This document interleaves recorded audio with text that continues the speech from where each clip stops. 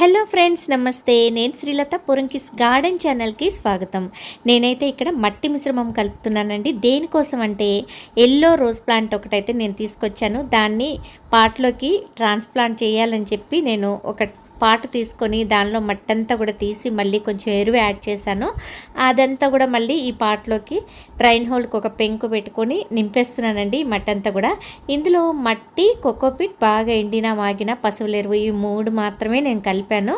దీనిలోనే ఈ yellow rose plant అయితే పెట్టబోతున్నాను. నాకైతే చాలా ఇష్టం అండి. ఇంతకుముందు నేను టెర్రస్ గార్డెన్ స్టార్ట్ చేయకముందు బాగా రోజ్ ప్లాంట్స్ అయితే పెంచేదాన్ని. చాలా బాగా ఫ్లవరింగ్స్ అయితే వచ్చాయన్నమాట. అయితే ఇప్పుడు పైన టెర్రస్ గార్డెన్ స్టార్ట్ చేసిన తర్వాత కొంచెం తగ్గింది. ఆ మధ్యలో నేను 2 నెలలు లేకపోవడం వల్ల రోజ్ ప్లాంట్స్ 1-2 చనిపోయాయి.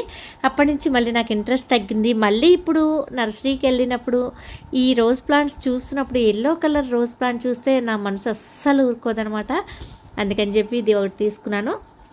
మనం ఇప్పుడు ఈ ప్లాంట్ అనేది ట్రాన్స్ప్లాంట్ చేసేటప్పుడు మన నర్సరీ నుంచి మొక్క తెచ్చుకున్నప్పుడు దానికి ఉన్న మట్టి అంతా ఇట్లా తీసేయచ్చండి. వేర్లు తెగనంత వరకు వాళ్ళు బాగా బంక ఎర్రమట్టితో రోజ్ ప్లాంట్స్ పెంచుతారనమాట. ఎక్కువగా అంతేనండి. బాగా మట్టి, బంకమట్టి ఉంటుంది, ఎర్రమట్టి ఉంటుంది, మంచిది కూడా అది. దాన్ని కూడా ఈ మట్టిలో వేసి నేను కలిపేస్తున్నాను. ప్లాంట్కి అడుగునున్న కొంత మట్టి తీసాను కదా, ఇప్పుడు అది కూడా మనం వేసుకునే మట్టిలో కలిపేస్తున్నాను అనమాట. కలిపేసేసి బాగా ఇప్పుడు ఆ మట్టిని ఈ పాట్లోకి అయితే నింపేస్తున్నాను. ఇప్పుడు ఈ ప్లాంట్ పెట్టేస్తున్నాను చూడండి. వేర్లు తెగనంత వరకు మట్టి తీసాను. అలా తీసి చక్కగా పెట్టాలండి. పెడితే మన మట్టికి ఈ ప్లాంట్ అలవాటు పడుతుందనమాట. చక్కగా పెరుగుతుంది. ఫస్ట్ మనకు ఒక 1 వీక్ డల్ అయినట్టు అనిపిస్తుంది.